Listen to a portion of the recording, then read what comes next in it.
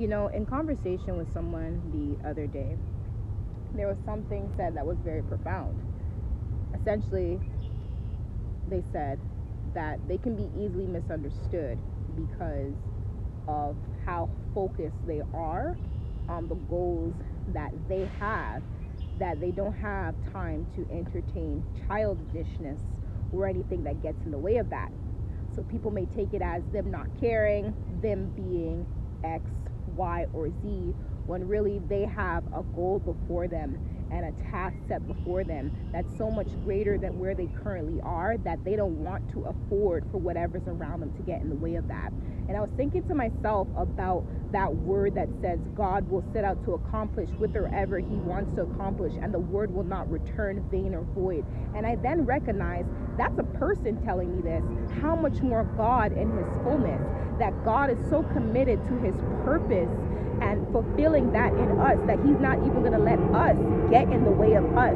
And what does that mean practically? That even when we don't understand him, even when we don't see him, even when we're misjudging him and thinking that he's X, Y, or Z, he's not letting that impact or affect the purpose and the thoughts that he has set ahead, because he's going to set out to accomplish whatsoever he wants to accomplish when it is so. For example, even making it more practical, the prodigal son's father had a goal set out to welcome his son, which was much greater than his son feeling like he didn't belong to come back to home. And because that was his focus, because his priority was for his son to be in his house, his son to be where he belonged, he didn't have time for his son to say, woe is me, let me work back to earn what you've already given me without any works. He said, come in, get the fattened calf, and get the robe. Same thing with Peter. When Jesus said, Peter, cast out your net and get more fish, Peter at first said, I can't do this.